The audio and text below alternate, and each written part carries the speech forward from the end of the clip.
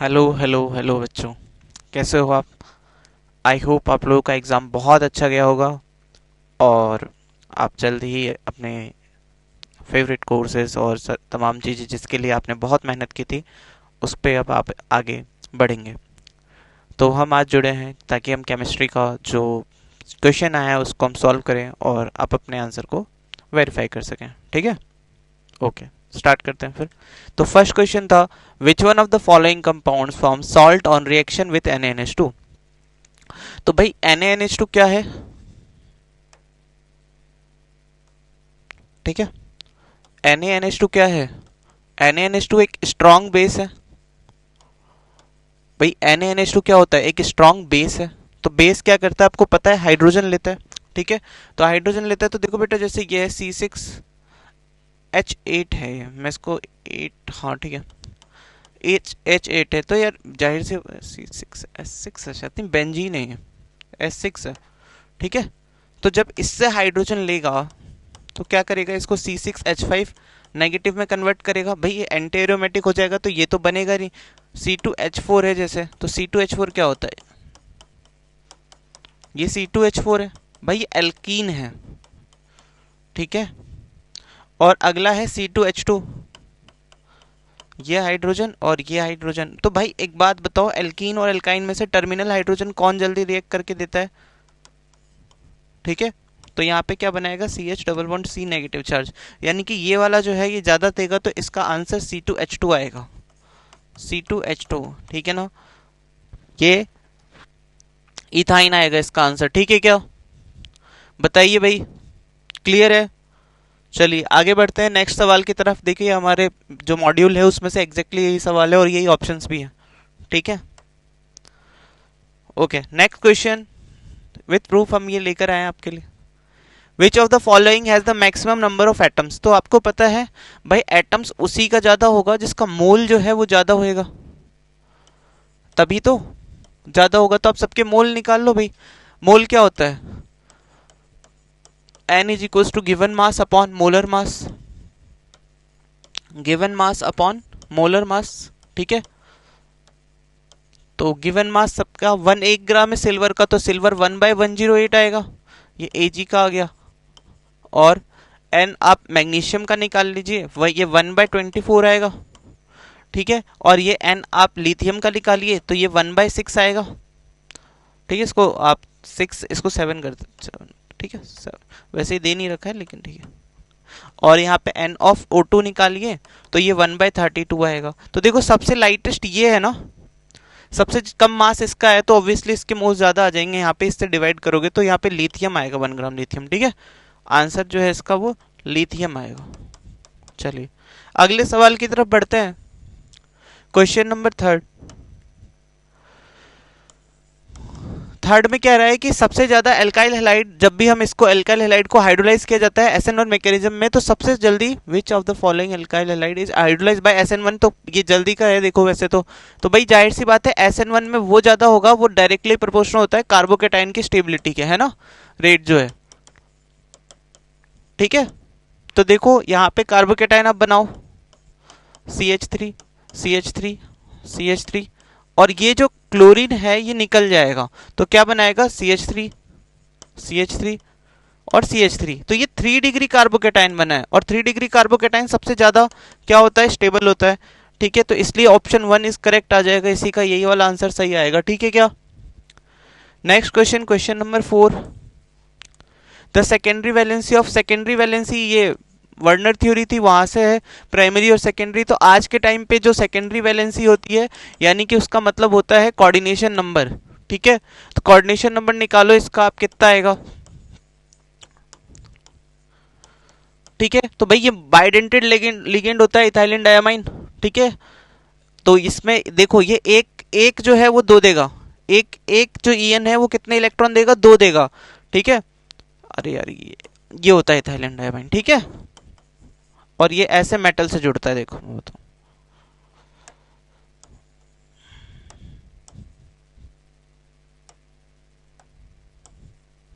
ये देखो यहाँ से ये है, ये बन गया, ठीक है। तो एक के साथ दो इलेक्ट्रॉन दे रहा है ना, तो तीन में कितना देगा, 2 × 3, तो कोऑर्डिनेशन नंबर कितना आ गया, 6, आंसर 6, ए आएगा इसका आंसर, ठीक है। अगला सवाल, ठीक है, ठीक है।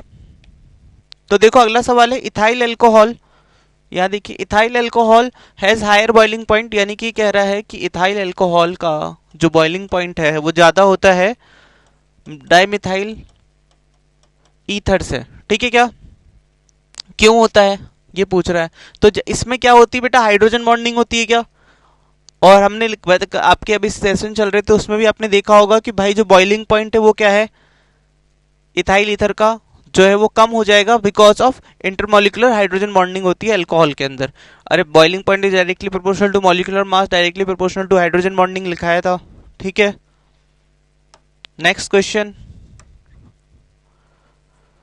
The value of van't Hoff factor for the, ठीक है, 50% डिसोसिएशन कर रहा है, ठीक है, K4FeCN6, ठीक है, K4FeCN6। तो देखो 50% डिसोसिएशन मतलब ये टूटेगा कैसे, K4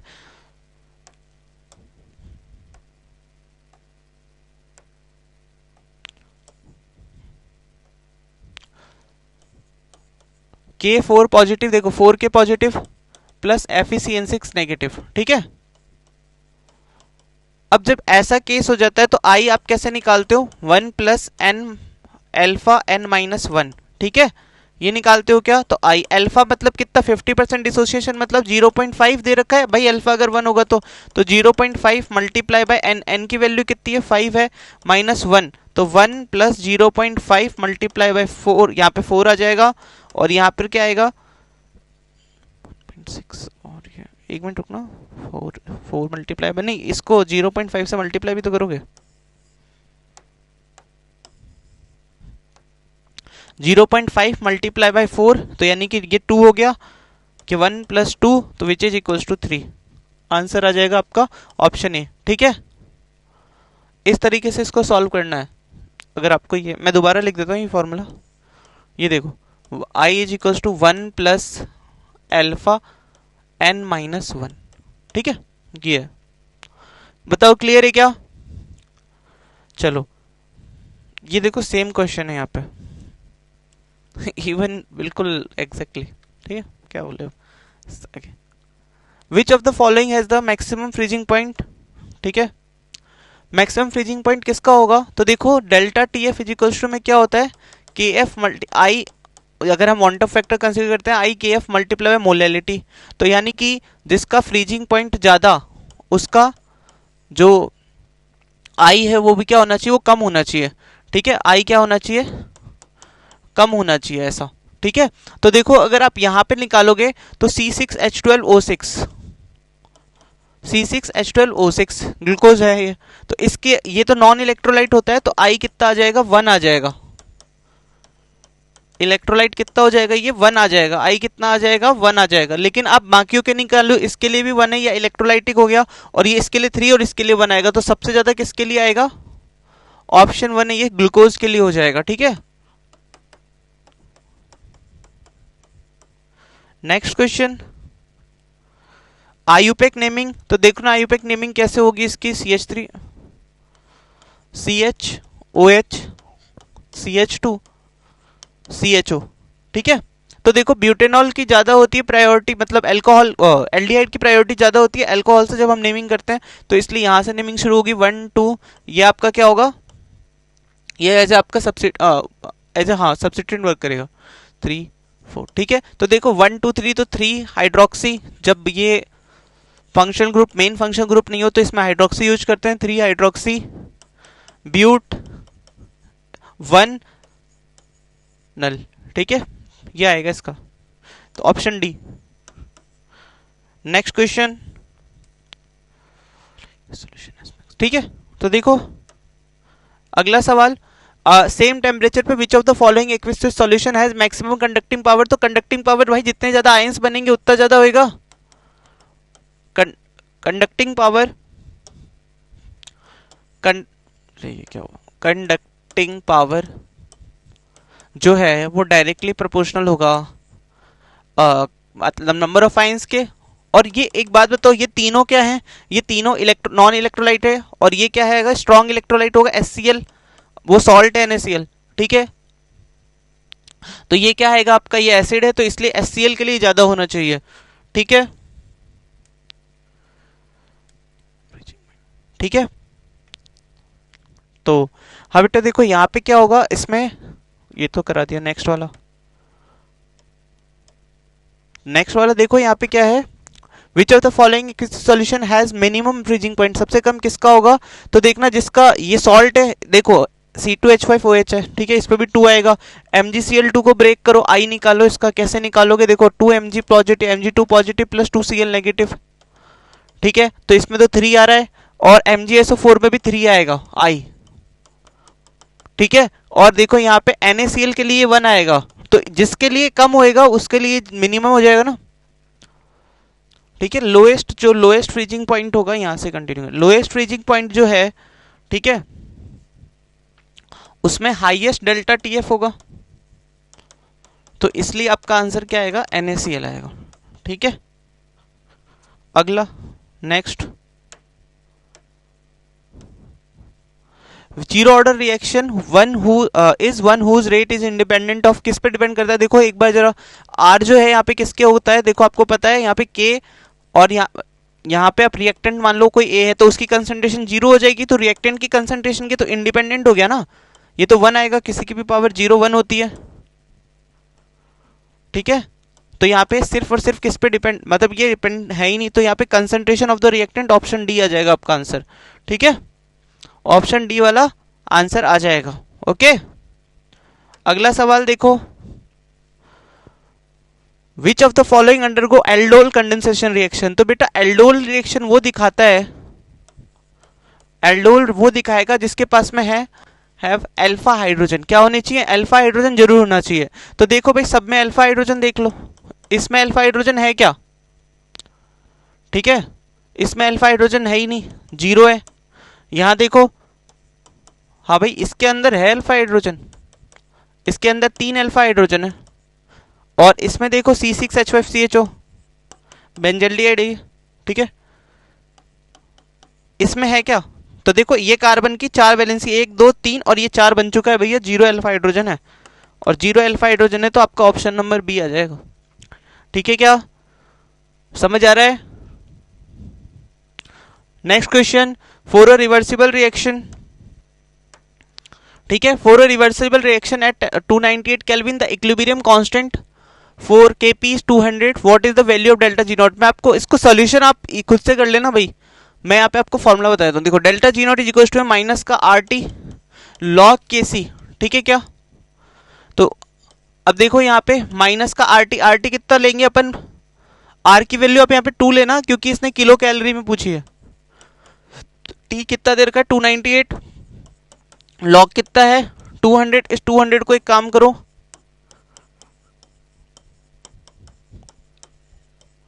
2 इंटू 10⁻² लिख सकते हो। अब इसको सॉल्व कर लो, log A multiply by log B कर लोगे, ठीक है क्या? इसका आंसर आपका माइनस का 3.158 आएगा, ठीक है। Next question, which is the correct order of acidic strength, ठीक है ना? तो एसिडिक स्ट्रेंथ जो होती है वो डायरेक्टली प्रोपोर्शनल होती है एनायन स्टेबिलिटी के,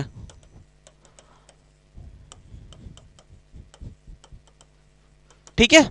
तो देखो एक बात बताओ, ये फिनॉल है,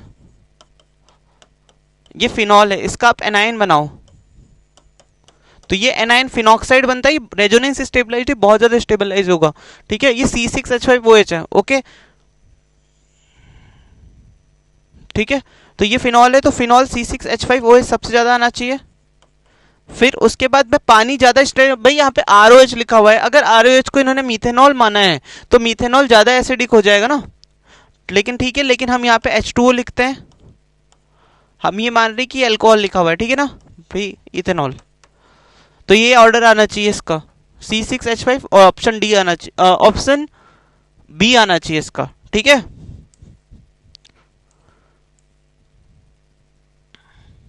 if the solubility of product KSP of AgCl is 1.6 into 10 to the power, okay, KSP की वैल्यू देखो क्या दे रखी है अपन को, 1.6 इंटू 10 टू द पावर -10। तो देखो हमको पता है ना KSP इज इक्वल्स टू में क्या होता है, सॉल्युबिलिटी क्या होती है भाई, S स्क्वायर होता है। तो यहाँ पे अंडर रूट में आ जाएगा, तो इसकी वैल्यू रख दो 1.6 इंटू 10 टू द पावर -10, इसका अंडर रूट ले लो। देखो कैसे लोगे, ये 116 इंटू 10 टू द पावर -11, देखो 16 का रूट कितना आएगा, 4 इंटू 10 टू द पावर -11, ठीक है। देखो यहाँ पे ये -11 है, इसका रूट भी तो लोगे आप, ठीक है। देखो चलो, तो ये हो जाएगा 4 इंटू 10 टू द पावर 5 आ जाएगा ये, ठीक है, option B, okay. Next one, when the system does not exchange heat with the surrounding, मतलब ये आपका कोई सिस्टम है और ये हीट ना तो ये जा रही है, ठीक है, और ना ही आ रही है, मतलब Q जो है वो कांस्टेंट है, ऐसे सिस्टम को हम क्या बोलते हैं, आइसोथर्मल सिस्टम। क्या बोलते हैं, आइसोथर्मल सिस्टम, ठीक है। चलो नेक्स्ट सवाल,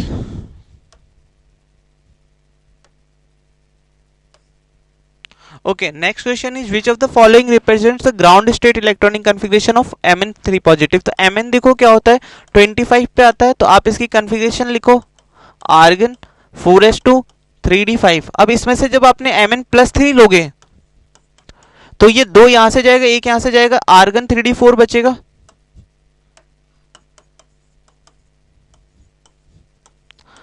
अब आर्गन की अच्छा इन्होंने ऐसे दे रखी, ठीक है, आर्गन की भी कन्फिगरेशन लिख दो भाई, 1s2 2s2 2p6 3s2 3p6 और यहाँ पे क्या आएगा फिर 3d4। देख लो भैया आंसर ऑप्शन 1 है, ठीक है, okay. Next question, what is the mole fraction of a solution in a 1 molar solution, ठीक है।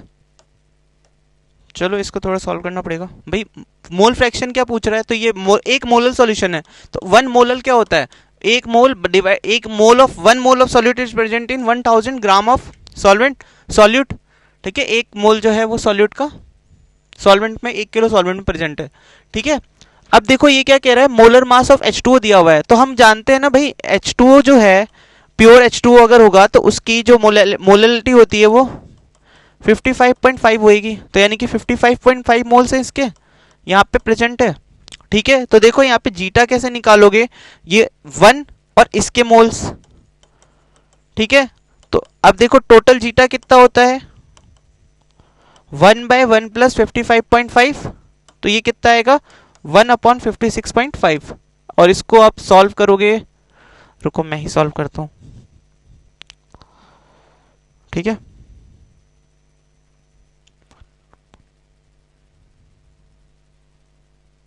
जीरो पॉइंट जीरो वन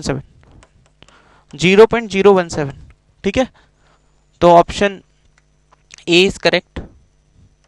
आगे बढ़ते हैं, zirconium and hafnium have almost equal, बेटा आपको पता है ना जिरकोनियम, देखो 4D सीरीज में आता ही है और ये 5D में आता है। होना क्या चाहिए था, होना ये चाहिए था कि हॉफनियम के जो साइज है वो बड़ा होना चाहिए जिरकोनियम से, ठीक है ना।